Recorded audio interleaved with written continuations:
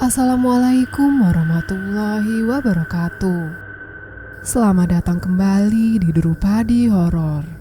Sebelum kamu mendengarkan, jangan lupa subscribe dan nyalakan loncengnya agar kamu dapat notifikasi dari video terbaru selanjutnya.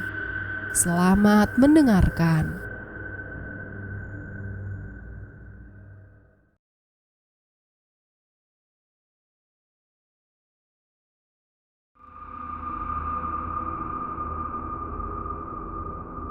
Pengantin Jawa.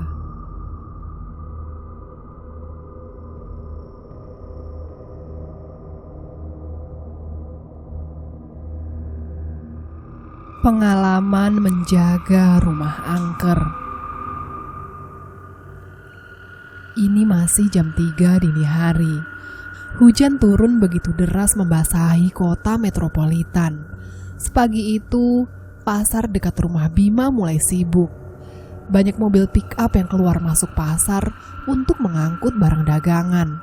Koloni gelandangan yang tidur di emper pertokoan mulai berlarian, mencari tempat aman dari cipratan air hujan. Di emper masjid dekat pasar, seorang pemuda berpakaian hitam putih masih tertidur pulas, berbantalkan tas gendong miliknya. Dia adalah seorang pengangguran yang seharian mencari kerja. Namun nasib baik belum memihak kepadanya. Berbeda dengan orang-orang itu, apa yang dilakukan Bima di jam 3 dini hari sangat tidak lazim. Ia sedang susah payah mengubur kembali istrinya. Kedua tangannya gemetar membetulkan ikatan kain kafan. Kain itu lembab dan seringkali mudah copot. Keringat membasahi wajah Bima. Sesekali menetes ke wajah istrinya yang mulai membusuk. Setelah berhasil menghadapkan jenazah ke arah kiblat, ia menutupnya dengan papan, lalu menguburkannya kembali. Setelah selesai, Bima terkapar di samping kuburan istrinya. Dia sangat kelelahan, hingga akhirnya tertidur pulas. Jam 10 pagi Bima tergeragap bangun. Kamar itu sangat kotor. Tanah berserak di mana-mana. Cangkul bekas semalam tergeletak di samping Bima. Ia mengucek kedua matanya, lalu beranjak ke kamar mandi. Langkah Bima terhenti saat melihat tapak kaki berlumur tanah di atas lantai. Tapak itu mengarah ke kamar mandi. Perlahan Bima mengikutinya. Setibanya di kamar mandi, tapak kaki misterius itu merambat ke dinding dan berhenti di dekat lampu. Di sana ada sebuah tulisan menggunakan noda tanah. Itu adalah tulisan Anjani. Bima sangat kenal gaya tulisan istrinya. "Pergilah ke Mojosari, Mas." Begitulah pesan yang tertulis di sana. Sesaat setelah Bima membacanya, tulisan itu lenyap begitu saja. Ada apa di Mojosari? Kenapa Anjani menyuruhnya untuk pergi ke sana? Karena penasaran, hari ini juga Bima akan berangkat ke Mojosari. Lagi pula, memang ada yang belum terpecahkan dari semua kejadian ini.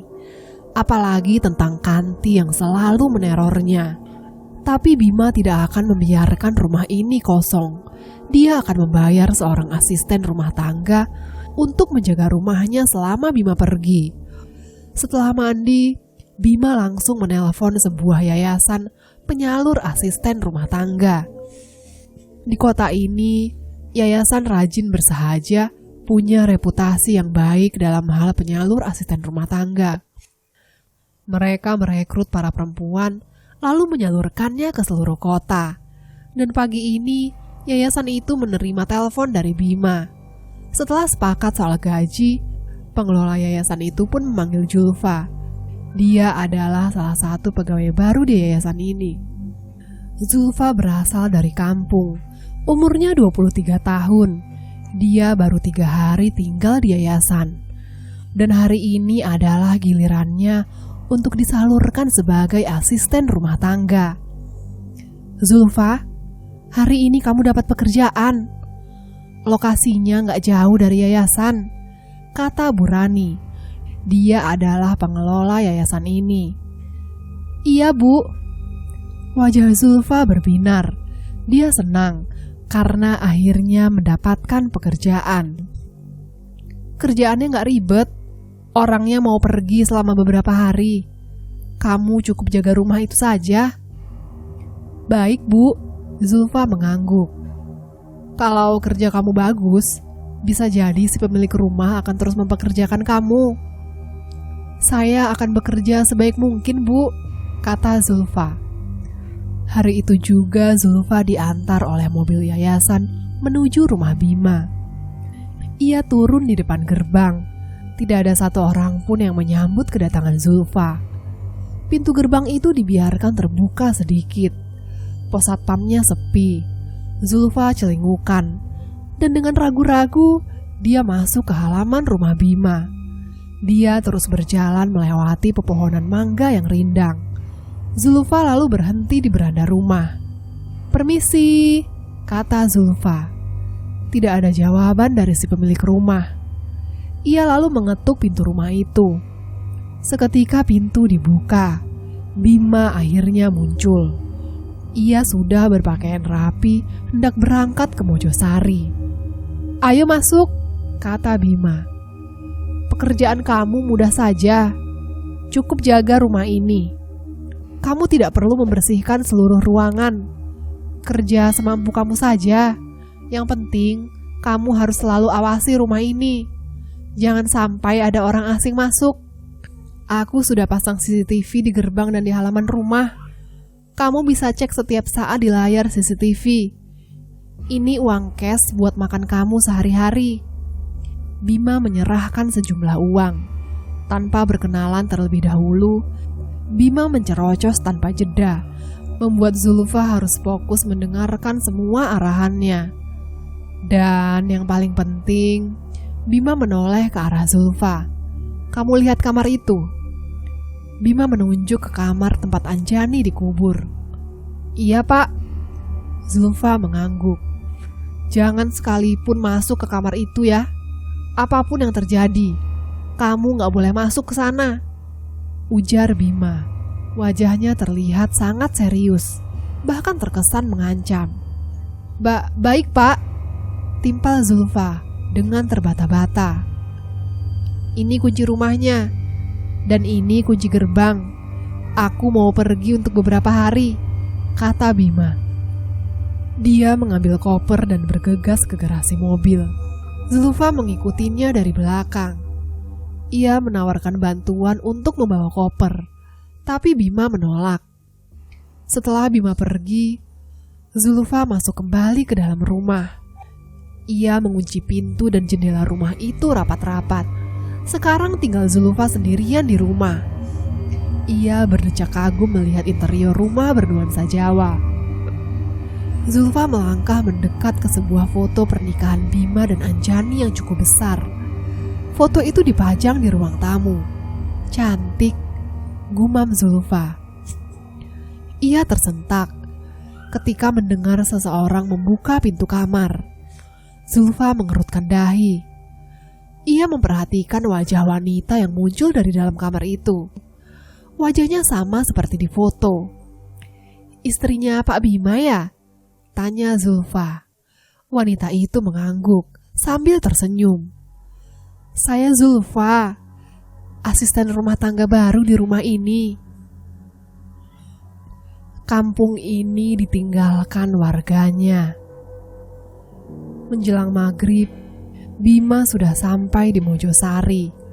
Ia memperlambat laju mobilnya. Ia heran karena kampung Mojosari sangat sepi. Kampung itu seperti ditinggalkan warganya. Kabut tebal menghalangi laju mobil Bima. Ia berusaha untuk menemukan seseorang di kampung itu, tapi yang dia lihat hanya kawanan anjing melintas di depan mobilnya. Setibanya di depan rumah Anjani, Bima keluar dari mobil. Ia harus menggunakan senter untuk menerangi jalannya karena kabut begitu pekat. Bima heran, ada apa dengan kampung Mojosari ini? "Bu," kata Bima sambil mengetuk pintu. Tapi tidak ada jawaban dari si pemilik rumah. "Pak?" Bima mengetuk kembali pintu itu. Ia lalu menggenggam gagang pintu rumah itu, dan ternyata pintunya tidak dikunci. Perlahan Bima masuk, sambil terus memanggil orang tua Anjani. Di lantai rumah itu, ada genangan air dan daun sirih yang berserakan. Bima memeriksa setiap kamar, tapi ia tidak menemukan siapapun. Kemana mereka? Gumam Bima. Dia pergi ke halaman belakang rumah, sambil berteriak memanggil orang tua Anjani. Di belakang rumah itu, samar-samar cahaya senternya menyoroti seseorang yang sedang duduk bersila membelakangi Bima. Itu seperti lelaki yang sedang bertapa. "Pak!" Dengan hati-hati Bima mendekati lelaki itu. Semakin dekat, wujud lelaki itu semakin jelas. Ia mengenakan baju dan celana panjang warna hitam. Ia juga mengenakan belangkon bermotif batik warna kuning. "Kemana perginya warga kampung ya?" tanya Bima. Tapi lelaki yang duduk sila di hadapannya itu tidak menjawab. Bahkan bergerak pun tidak. Bima menyentuh pundak lelaki itu.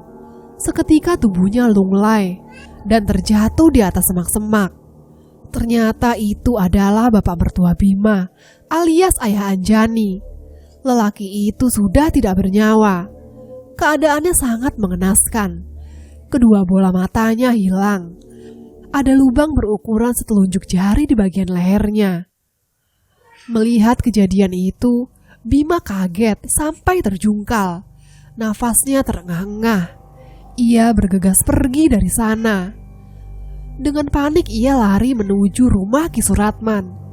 Bima agak kesulitan mencari jalan. Kabut itu membatasi jarak pandangnya. Dengan susah payah akhirnya Bima tiba di rumah Ki Suratman. Rumah itu juga tidak dikunci. Bima menerobos masuk sambil memanggil nama Ki Suratman dengan nada tinggi. Di lantai rumah Ki Suratman juga ada genangan air dan daun-daun sirih yang berserakan.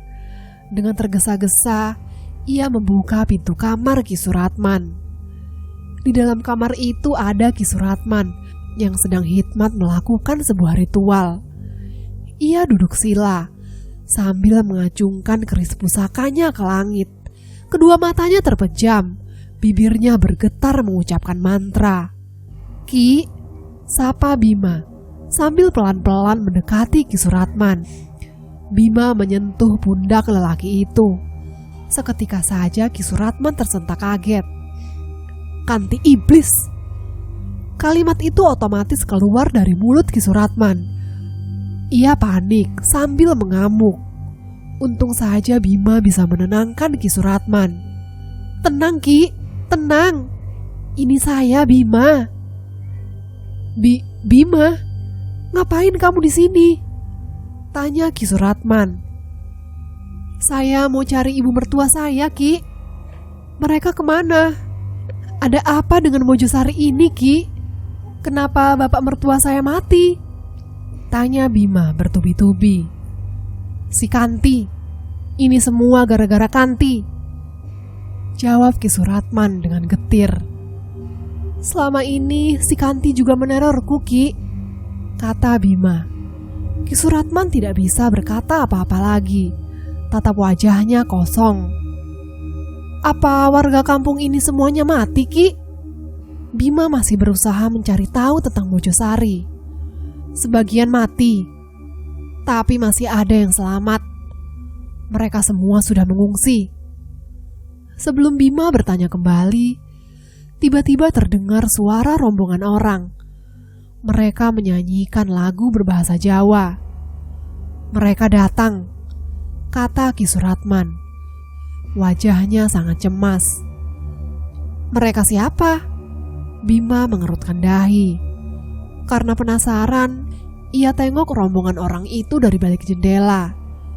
Betapa terkejutnya Bima saat melihat ada sebuah arak-arakan tanpa wujud. Di atas arak-arakan itu ada saung kecil yang hanya muat satu orang. Di saung itu ada si Kanti yang sedang duduk sambil menatap lurus ke depan. Bima heran, Arak-arakan itu berjalan sendiri, tanpa ada yang menggotong. Kanti menoleh ke arah Bima. Wanita itu tidak tersenyum sedikit pun. Tatapannya datar dan begitu dingin. Itu membuat Bima menjauh dari jendela. "Jangan dilihat," bisik Ki Suratman. Menyisir rambut orang yang sudah mati. Arak-arakan itu sudah pergi. Bima dibawa oleh Ki Suratman menuju kampung tetangga. Warga Mojosari yang masih hidup mengungsi di sana. Kata Ki Suratman, ibu mertua Bima juga ikut mengungsi di kampung tersebut. "Aku turut berduka atas kematian istrimu," kata Ki Suratman, membuka obrolan sambil berjalan. "Ini masih ada hubungannya dengan Mojosari, Ki. Anjani mati dengan cara yang tidak wajar," timpal Bima. "Ternyata saat kau menikahi Anjani di gubuk itu, si Kanti sudah bukan manusia lagi. Dia sudah menjadi sekutu setan, dan istrimu adalah tumbal kelima. Dengan begitu, Kanti sudah menyempurnakan ilmu hitamnya," jelas Ki Suratman. "Jadi, sudah ada pengantin yang meninggal sebelum aku menikahi Anjani?" tanya Bima. Ia menghentikan langkahnya. "Iya, sebelum Kanti dipasung, sudah ada 4 pengantin wanita yang mati. Sebelum kau menikahi Anjani, aku sempat menikahkan pasangan janda dan duda di gubuk si Kanti. Sampai sekarang mereka masih hidup. Dugaanku, Kanti ini hanya menumbalkan pengantin yang masih perawan saja," kata Ki Suratman. Mereka berdua berjalan kembali melewati jalan setapak. "Kalau memang Kanti sudah menyempurnakan ilmu hitamnya, kenapa dia masih menggangguku, Ki?" "Kalau itu, aku tidak tahu," jawab Ki Suratman singkat. Bima tidak menimpali lagi. Ia mengarahkan cahaya senter ke jalan setapak. "Setelah pernikahan kalian, Mojosari dilanda penyakit." "Penyakit apa, Ki?" Bima mengerutkan dahi. "Ada benjolan di punggung mereka.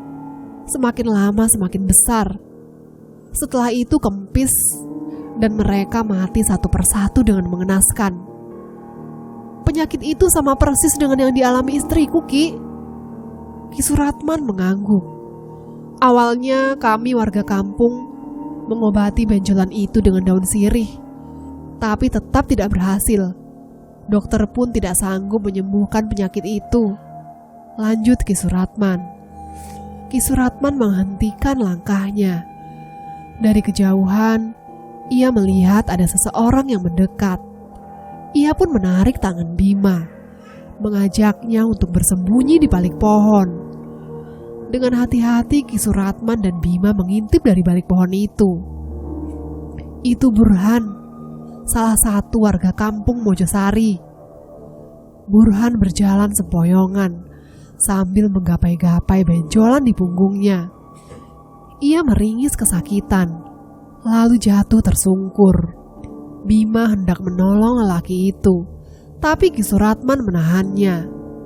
"Jangan, kau lihat itu."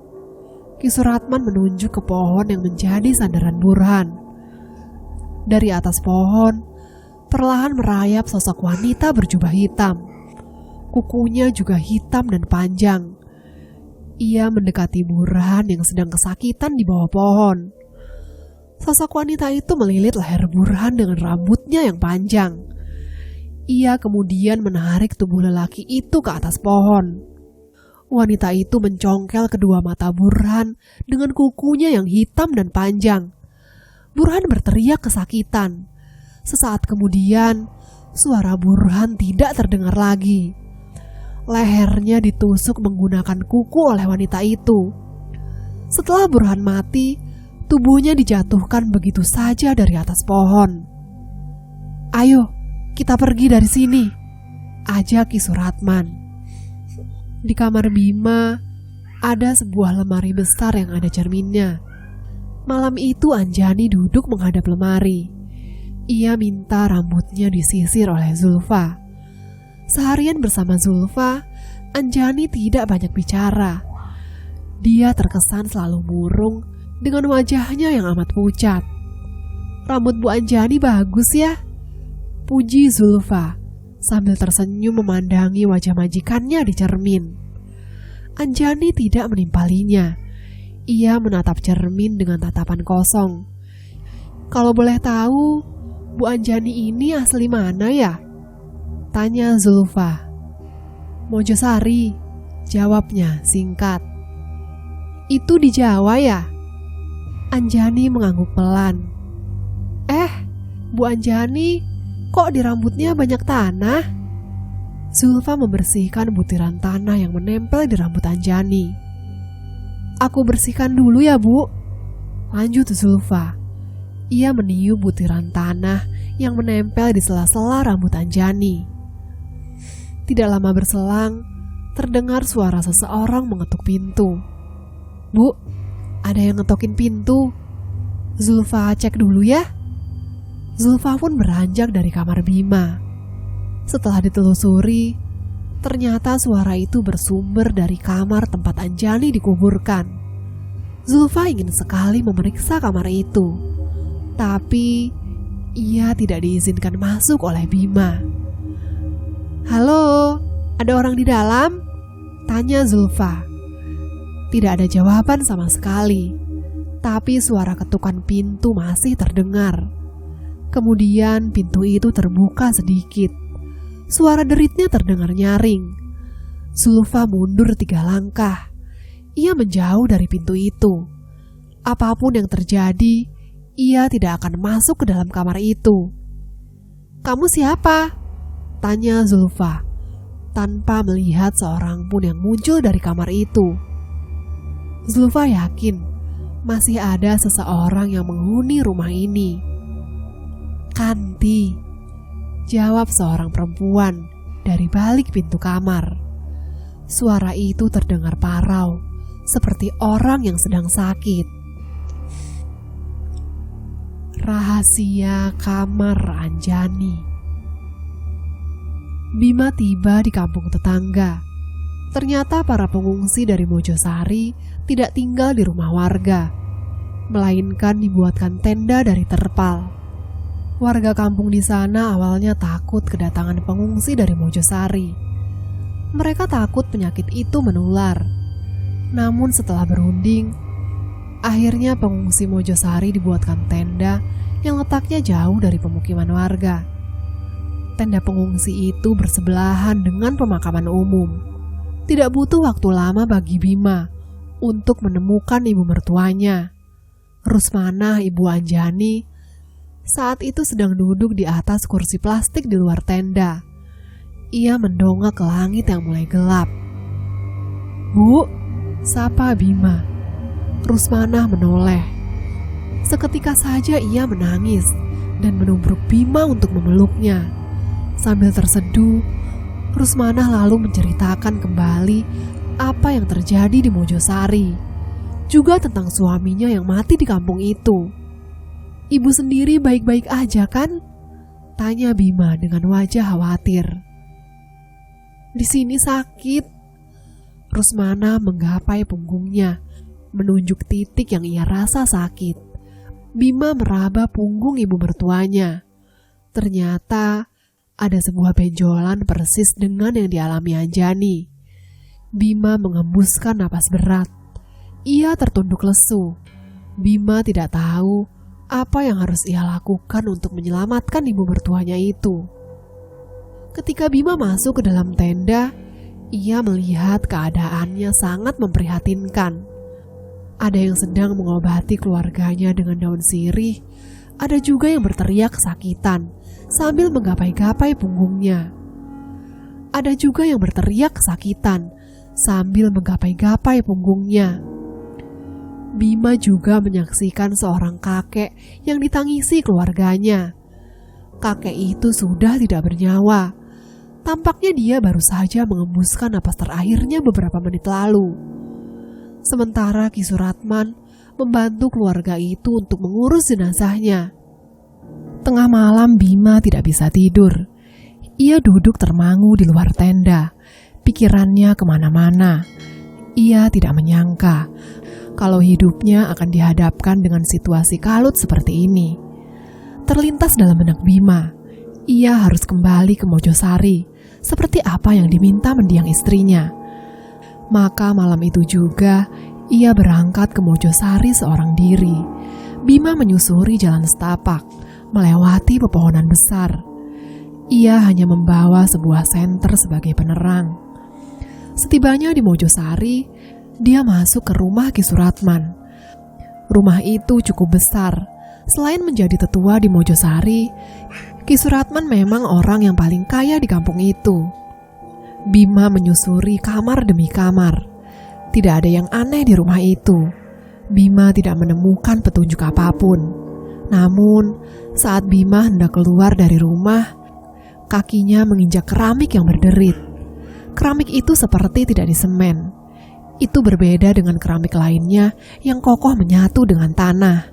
Bima penasaran. Ia lalu bongkar keramik itu, lalu menggali tanahnya. Siapa tahu dia menemukan sesuatu di dalam sana. Di kedalaman 100 cm, Bima menemukan kotak kecil yang terbuat dari kayu jati. Ia segera membukanya. Di dalam kotak itu terdapat seikat rambut, satu gigi taring, dan sebuah foto hitam putih. Bima terkejut melihat foto itu. Meski telah usang, ia jelas mengetahuinya. Itu adalah foto pernikahan Ki Suratman dengan seorang wanita yang wajahnya tidak asing lagi bagi Bima. Ya, wanita di foto itu adalah Kanti. Sesaat kemudian, di luar rumah terdengar ringkih kuda. Buru-buru Bima memasukkan kembali kotak tersebut ke dalam tanah, lalu menguburnya. Ia menutup kembali permukaan tanah menggunakan sekeping keramik. Kemudian Bima mendekat ke jendela sambil menunduk. Dengan hati-hati ia mengintip dari balik jendela. Di luar sana, ada Ki Suratman menunggangi kuda. Lelaki itu menghampiri Kanti yang berdiri di hadapannya. Kedua kaki Kanti masih dalam keadaan dipasung. Ki Suratman turun dari punggung kuda. Mereka berdua sempat mengobrol. Tapi Bima tidak dapat mendengar obrolannya. Ki Suratman kemudian merogoh kunci dari saku jas hitamnya. Ia membuka balok kayu yang memasung kedua kaki Kanti. Kanti sempat menoleh ke arah Bima. Menyadari hal itu, Bima refleks menunduk. Dan ketika Bima mencoba mengintip lagi, Ki Suratman dan Kanti sudah menghilang entah kemana. Setelah itu, Bima merasakan sesuatu yang bergerak-gerak di punggungnya. Ia panik. Bima langsung membuka bajunya, lalu masuk ke dalam kamar Ki Suratman. Di dalam kamar itu, ada sebuah lemari tua yang di bagian pintunya terdapat cermin besar. Bima berdiri membelakangi cermin untuk memastikan ada apa di punggungnya. Bima melihat benjolan misterius tumbuh di punggungnya. Benjolan itu bergerak-gerak seperti makhluk hidup.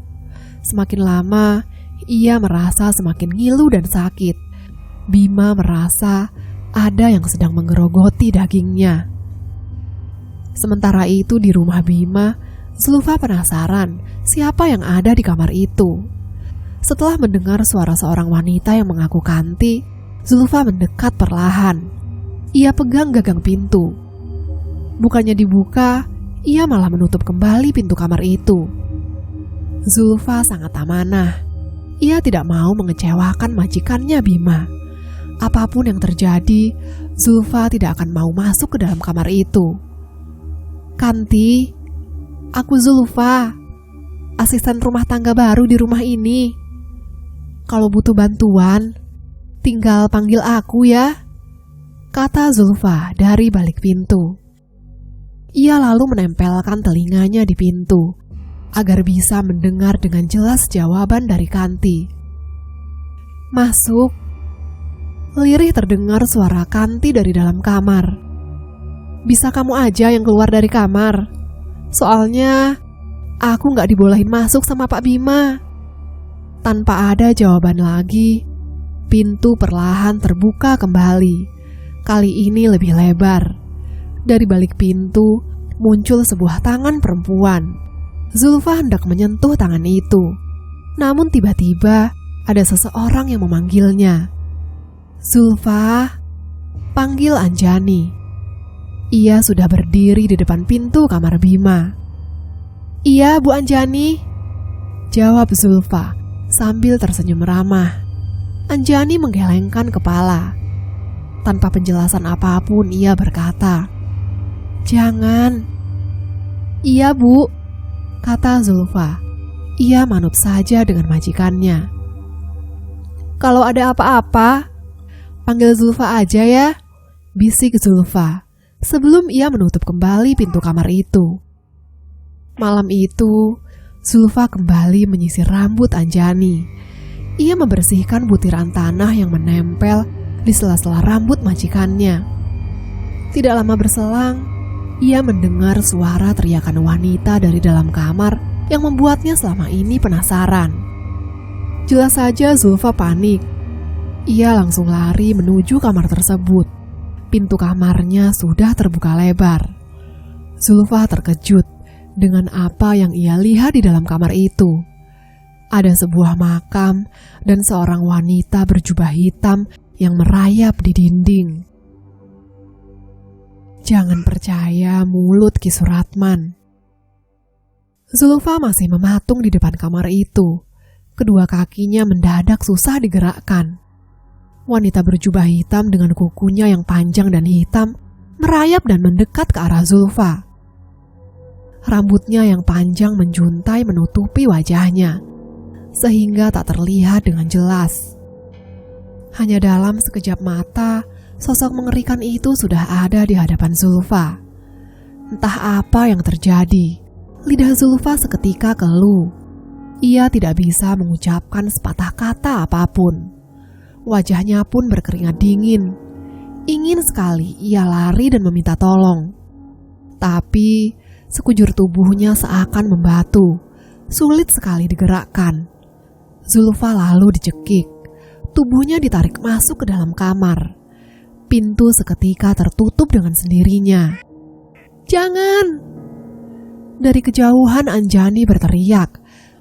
Saat melihat Zulfa dibawa oleh makhluk itu, Anjani menangis lantaran tidak bisa berbuat apa-apa. Jauh sebelum Mojosari kena kutukan, kampung itu sebenarnya tempat yang nyaman dan tentram. Setiap tahunnya selalu ada pernikahan yang digelar di kampung itu. Semuanya baik-baik saja. Tidak ada mitos sinting yang mengatakan kalau pernikahan adalah sebuah kesialan. Tapi itu dulu, ketika kampung itu dipimpin oleh Ki Abidin. Ia adalah tetua kampung sebelum Ki Suratman. Saat itu Ki Abidin adalah orang terkaya di Mojosari. Lain halnya dengan Ki Suratman. Dulunya, ia adalah orang miskin yang bekerja sebagai kulit cangkul di sawahnya Ki Abidin. Ki Suratman menikahi Kanti, seorang gadis Mojosari. Mereka berdua tinggal di gubuk reot yang terletak di tengah persawahan milik Ki Abidin. Setiap hari kerjaan Ki Suratman dan Kanti mengurus sawah majikannya itu. Mereka sangat patuh kepada Ki Abidin. Selain mengurus sawah, Ki Suratman juga dipekerjakan untuk menjaga kambing Ki Abidin. Ada 5 ekor kambing yang diurus Ki Suratman. Setiap sore ia ngarit atau mencari rumput untuk memberi makan kambing-kambing itu. Semua berjalan baik-baik saja hingga pada suatu hari Ki Suratman tertimpa masalah. 1 ekor kambing etawa yang ia urus tiba-tiba mati. Sedangkan itu adalah kambing kesayangannya Ki Abidin. Kejadian itu membuat Ki Abidin marah besar. Ki Suratman dimaki-maki. Kanti juga tidak luput dari amarah Ki Abidin. Padahal kematian kambing itu bukan kesalahan Ki Suratman, sebab ia sudah mengurusnya dengan baik. Kematian kambing itu murni disebabkan oleh penyakit. "Bangsat kau Suratman, kau apakan kambingku, ha?" "Sumpah Ki, aku sudah mengurusnya dengan benar. Sekarang memang sedang musim penyakit," jawab Ki Suratman. "Alah, alasan saja. Kau dan istrimu memang kacung sialan." Ki Suratman tidak terima dicaci separah itu. Ia sangat sakit hati. Ia berjanji akan melakukan apapun demi balas dendam pada Ki Abidin. Tengah malam Ki Suratman pergi ke hutan Gantarawang. Itu adalah hutan terlarang dan sangat angker. Hutan itu sangat jarang dijamah manusia. Semua orang tahu kalau di sana ada sumur keramat yang menjadi sarang setan. Konon dulunya di sana ada pengantin perempuan yang mati bunuh diri dengan cara loncat ke dalam sumur. Ki Suratman ingin minta petunjuk kepada roh pengantin itu agar bisa kaya dan menjadi terhormat di Mojosari. Lebih dari itu, ia ingin membunuh Ki Abidin dengan cara gaib. Setelah sempat nyasar, akhirnya Ki Suratman berhasil menemukan sumur keramat. Sumur itu dirimbuni semak belukar. Ki Suratman harus membersihkannya terlebih dahulu sebelum melakukan ritual. Ki Suratman duduk sila di depan sumur sambil membakar kemenyan untuk mengundang makhluk gaib. Ia tidak tahu kalau di atas pepohonan banyak makhluk halus yang sedang memperhatikan tingkahnya. Tidak lama setelah menyan itu dibakar, muncul sesosok wanita berjubah hitam dari dalam sumur. Ia merayap mendekat ke arah Ki Suratman. "Nyai, tolong aku. Aku mau kaya raya dan balas dendam kepada Ki Abidin," bisik Ki Suratman sambil terus menunduk. Wanita itu menjulurkan lidahnya yang panjang, lalu menjilati pipi Ki Suratman. Kemudian dari dalam mulutnya, ia mengeluarkan segumpal daging berwarna hitam pekat. "Istrimu harus makan ini," kata makhluk mengerikan itu dengan suara parau. "Baik, Nyai." Ki Suratman mengambil gumpalan daging itu, lalu memasukkannya ke dalam kantong plastik hitam. Sebelum subuh Ki Suratman sudah tiba di saungnya. Kanti masih tidur pulas. Buru-buru Ki Suratman membangunkan istrinya itu. "Kanti, bangun! Kanti!" Ki Suratman mengguncangkan tubuh istrinya. "Ada apa, Mas?" tanya Kanti, masih dalam keadaan mengantuk. Ki Suratman mengeluarkan segumpal daging dari dalam plastik. "Makan ini." Ia menyodorkan daging tersebut ke wajah mulut Kanti. Kanti menolak, sebab daging yang disodorkan suaminya bergerak-gerak seperti hidup. Ia merasa jijik. "Kamu harus makan ini. Aku pengen sugih. Aku mau kaya," bentak Ki Suratman. Ia mencekoki Kanti, memaksanya untuk menelan daging tersebut. Ketika daging berhasil ditelan, punggung Kanti tiba-tiba terasa panas seperti dibakar. Kanti mengamuk dan berteriak seperti cacing kepanasan. Ki Suratman tidak tahu apa yang akan terjadi dengan istrinya itu. Di punggung Kanti ada benjolan yang bergerak-gerak, membuat Kanti semakin berteriak kesakitan. Ia pun jatuh pingsan. Dan keesokan paginya, saat Ki Suratman bangun, Kanti sudah tidak ada di saung. Ia menghilang entah kemana. Sumur ini sarang setan. Kampung Mojosari geger lantaran Ki Abidin dan semua keluarganya mati mengenaskan di rumahnya. Ada lubang di punggung mereka. Itu seperti lubang bisul yang baru saja pecah. Di sisi lain, kejadian itu membuat Ki Suratman sangat bahagia. Akhirnya dia bisa balas dendam kepada majikannya itu. Ia merasa sangat puas. Sementara itu, si Kanti sudah dirasuki oleh makhluk jahat di dalam tubuhnya. Ia sering menghilang dan datang kembali secara tiba-tiba. Bahkan Kanti sulit diajak bicara. Ia lebih banyak diam dan kadang mengerang sendiri kalau tengah malam. Kekayaan Ki Suratman memang bertambah dari waktu ke waktu. Dia juga menjadi tetua di Mojosari, menggantikan Ki Abidin.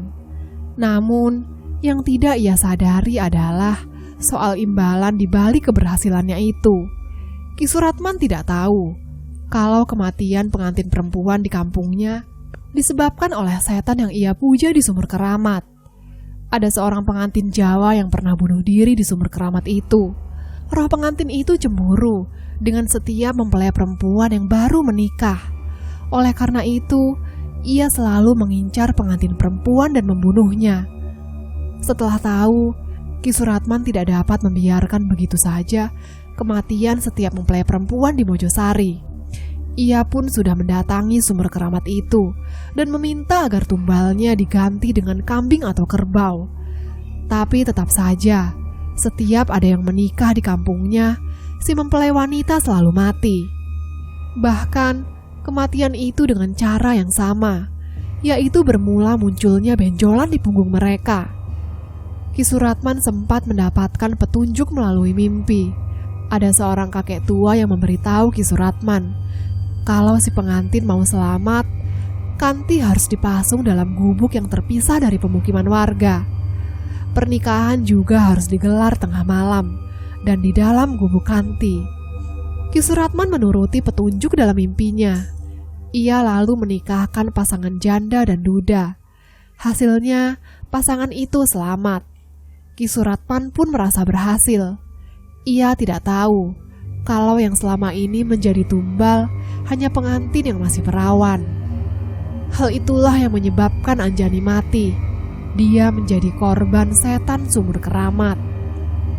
Bima mengenakan kembali pakaiannya, lalu pergi dari rumah Ki Suratman. Namun, sebelum masuk ke dalam mobil, dari kejauhan ia mendengar suara perempuan meminta ampun. Bima tidak jadi pulang. Penasaran, ia pun mencari sumber suara perempuan itu. Setelah ditelusuri, ia melihat Ki Suratman sedang menyeret paksa seorang perempuan tua. Perempuan itu tidak lain adalah Mbok Hafsah, pembantu Ki Suratman. "Aku tahu apa yang telah kamu lakukan, Mbok," teriak Ki Suratman, sembari menyeret paksa Mbok Hafsah menuju sumur keramat.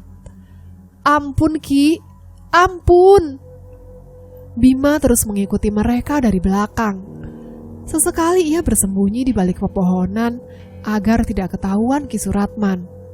Setibanya di sumur keramat, Ki Suratman mendorong Mbok Hafsah hingga tersungkur di depan sumur. Warga kampung kena penyakit ternyata gara-gara Mbok Hafsah. "Ngapain Mbok di sumur keramat ini? Hah?" Ki Suratman memarahi pembantunya itu. Ada garam yang ditaburkan di sekeliling sumur itu. Ia tahu kalau selama ini Ki Suratman melakukan pemujaan setan yang membuat warga Mojosari menderita. Tapi yang dilakukan Mbok Hafsah malah berakibat fatal. Setan penghuni sumur itu marah besar, sehingga wabah penyakit menyerang warga Mojosari. "Kau harus menghentikan kutukan itu, Ki. Kasihan warga kita," kata Mbok Hafsah. "Aku memang salah, Mbok. Tapi aku lagi cari jalan keluarnya, biar warga kita selamat. Dan sekarang Mbok Hafsah malah mengacaukannya. Pantas saja warga kita kena penyakit. Ini sumber keramat, Mbok. Sarangnya setan." Bima menguping pembicaraan mereka. Ia tidak menyangka kalau dalang dari semua ini adalah Ki Suratman. Orang yang justru sangat Bima percaya omongannya. "Kau harus mati, Mbok." Ki Suratman menarik lengan Mbok Hafsah. Lelaki itu akan menjerumuskan pembantunya tersebut ke dalam sumur. "Jangan, Ki," teriak Bima. Ia lari menghampiri Ki Suratman. "Bangsat kau, jangan ikut campur urusan kampung kami," bentak Ki Suratman sambil mengeluarkan keris yang ia ikatkan di pinggang. Keris itu dihujamkan ke arah perut Bima. Untungnya Bima masih bisa menghindar. Ia kemudian menghantam perut Ki Suratman dengan dengkulnya. Itu membuat lelaki tua itu terjungkal. Rupanya Ki Suratman tidak mudah menyerah. Ia bangkit kembali, lalu menebaskan kerisnya. Kali ini ia mengarahkan pusakanya ke leher Bima. Namun lagi-lagi Bima mampu menepisnya. Keris itu lepas dari genggaman Ki Suratman. Dengan cepat Bima meraih keris itu, lalu menancapkannya di leher Ki Suratman. Ia terkapar dan mengembuskan nafas di tempat, di samping sumur keramat. Bima segera membawa Mbok Hafsah keluar dari hutan. apakah Zulfa selamat? Mereka berdua sudah tiba di Mojosari. Lalu Mbok Hafsah mengajak Bima untuk masuk ke rumah Ki Suratman. Dari dulu Mbok sudah tahu kalau Ki Suratman itu jahat, kata Mbok Hafsah. Tapi kenapa Ki Suratman tega berbuat seperti itu, Mbok? Tanya Bima. Dia sakit hati pada Ki Abidin, yang tak lain adalah majikannya dulu. Mbok Hafsah membuka sekeping keramik, lalu mengambil kotak yang pernah Bima temukan. Ini gigi taring dan rambutku. Sengaja aku tanam di rumah ini, sebagai salah satu ritual untuk menghancurkan kutukan kampung Mojosari. Kusertakan juga foto pernikahan Ki Suratman dengan Kanti, biar mereka ikut binasa. Tapi ternyata ritualku malah berakibat fatal, jelas Mbok Hafsah. Mbok tenang saja, sekarang Ki Suratman sudah mati. Semoga warga kampung bisa selamat. Malam itu juga Bima mengantarkan Mbok Hafsah ke pengungsian, karena hari sudah semakin malam.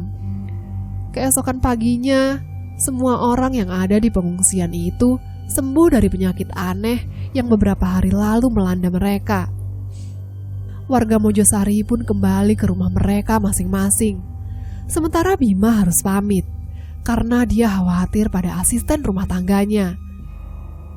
Setibanya di rumah, Bima heran, karena gerbang tidak dikunci. Bukan hanya gerbang saja, tapi pintu rumah juga tidak dikunci. Segera Bima masuk ke dalam kamar, tempat Anjani dikubur. Bima terkejut melihat Zulfa terkapar tidak sadarkan diri di samping makam Anjani. Bima panik dan langsung membopong Zulfa. Wanita itu masih hidup. Bima membawanya ke rumah sakit. Bima menduga kalau rumahnya itu dirampok. Namun dugaannya itu salah, karena setelah dicek kembali, tidak ada barang yang hilang di rumah Bima. 2 hari berlalu, Zulfa belum juga siuman. Wajahnya pucat, kelopak matanya menghitam. Pihak yayasan sudah menjenguk Zulfa. Mereka bilang ke Bima kalau pihak yayasan akan bertanggung jawab atas kejadian ini. Namun Bima tak mau lepas tangan begitu saja. Dia harus memastikan kalau Zulfa baik-baik saja. Tengah malam, hujan mengguyur kota metropolitan. Bima tidur di samping ranjang Zulfa. Wanita itu masih tidak sadarkan diri. Pergelangan tangannya diinfus. Dadanya turun naik, menandakan dia masih hidup. Sesaat kemudian, tubuh Zulfa bergetar. Matanya melotot, seperti melihat sesuatu mengerikan melayang di atas kepalanya. Bima terbangun dan langsung memanggil dokter. 2 perawat dan 1 dokter masuk ke dalam ruangan itu. Mereka sibuk memeriksa kondisi Zulfa. Di saat seperti itu, muncul rangkaian kejadian yang dilihat Zulfa. Ia melihat seorang perempuan mengenakan baju pengantin berjalan sempoyongan menuju hutan Gantarawang. Perempuan itu juga sedang hamil besar. Dia menangis sambil memegangi perutnya yang terasa sakit.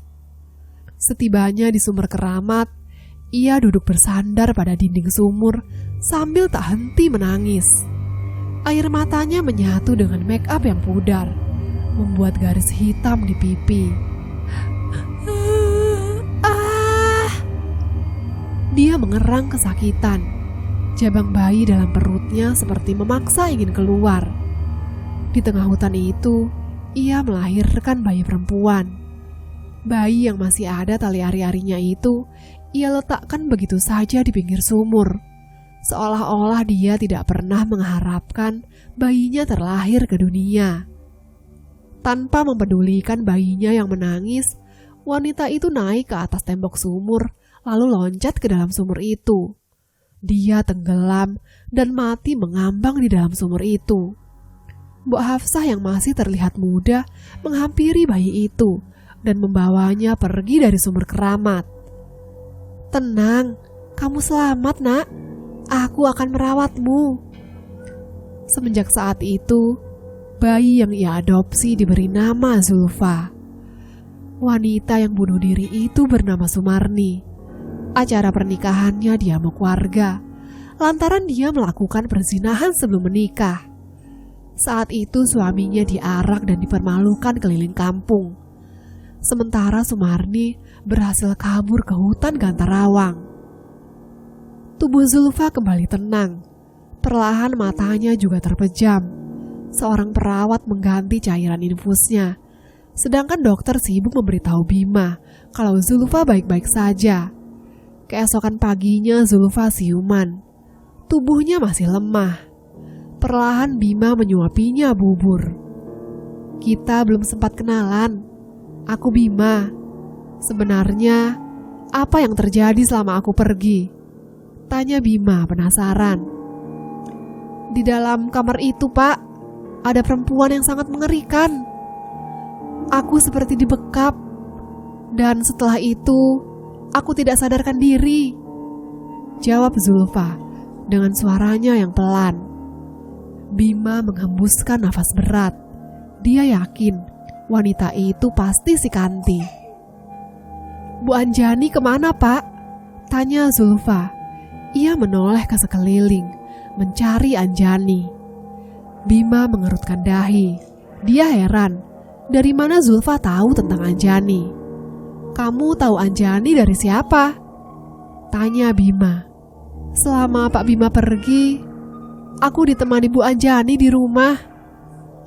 Seketika saja Bima meletakkan mangkuk bubur yang ia pegang. Anjani itu istriku. Dia sudah meninggal. Aku menguburnya di dalam kamar. Kalau kamu lihat kuburan di dalam kamar, itu adalah kuburan Anjani. Makanya aku melarangmu untuk masuk ke kamar itu. Timpal Bima. Gak mungkin, Pak. Jelas-jelas Bu Anjani bersama aku semalaman. Aku nyisirin rambutnya. Ya sudah, yang penting kamu selamat, kata Bima. Ia kembali menyendok bubur untuk Zulfa. 3 hari kemudian Zulfa sudah pulih. Dia tampak segar seperti sedia kala. Bima meminta Zulfa untuk tetap bekerja di rumahnya. Tapi Zulfa memilih untuk mengundurkan diri. Kejadian yang dia alami sangat janggal. Dia tidak sanggup lagi bekerja di rumah itu. Kamu yakin gak mau kerja di sini lagi? Tanya Bima sambil fokus menyetir. Pagi itu Zulfa minta diantarkan ke stasiun kereta api. Iya, Pak. Saya mau cari kerjaan lain saja, jawab Zulfa sambil memandangi jalanan yang ramai oleh lalu lalang kendaraan. Kalau boleh tahu, asal kamu dari mana? Tanya Bima lagi. Saya juga gak tahu asal saya dari mana, Pak. Dari kecil saya hidup di panti asuhan. Sampai sekarang saya gak tahu siapa orang tua saya dan dari mana asal saya. Tapi saya cukup beruntung punya orang-orang baik di panti asuhan. Bima mengangguk-angguk. Terus, ini kamu mau kemana? Tanya Bima. Tiba-tiba saja suara besar dan serak keluar dari mulut Zulfa. Mojosari. Jelas itu bukan suara aslinya Zulfa. Bima terkejut. Mendadak dia menginjak rem mobil, membuat Zulfa tersentak. Kenapa, Pak? Tanya Zulfa panik. Napas Bima terengah-engah. Keringat membasahi dahinya. Tadi kamu bilang Mojosari. Bima menatap Zulfa yang duduk di sampingnya. Mojosari? Enggak, Pak. Saya tadi bilang mau ke rumah teman saya. Zulfa menggelengkan kepala.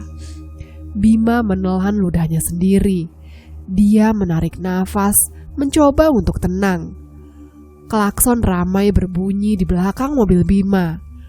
Para pengemudi lain geram karena Bima ngerem mendadak. Segera Bima menyalakan kembali mesin mobilnya yang sempat mati. Mobil itu melaju kembali dengan kecepatan stabil. Setibanya di stasiun, Zulfa turun dari mobil Bima. Ia berterima kasih atas kebaikan Bima selama ini. Bima memberinya uang tambahan dan juga sebuah handphone. Di handphone ini ada nomorku. Kalau nanti kamu berminat kerja lagi di rumahku, telepon saja aku ya. ujar Bima. "Iya Pak, terima kasih banyak." Mereka pun berpisah. Sambil tersenyum, Zulfa melambaikan tangan pada Bima. Berat rasanya Bima melepas Zulfa. Dia khawatir akan terjadi apa-apa pada wanita itu. Tapi Bima juga tidak bisa memaksa Zulfa untuk tetap bekerja di rumahnya. Sesaat sebelum pergi dari stasiun, Bima melirik kaca spion mobilnya. Dari pantulan kaca itu, ia melihat Zulfa berdiri di pinggir jalan sambil terus memperhatikan mobil Bima. Di samping Zulfa, Bima melihat sosok perempuan berambut panjang dengan pakaian hitam. Perempuan itu tak lain adalah Kanti. Bima mengerutkan dahi.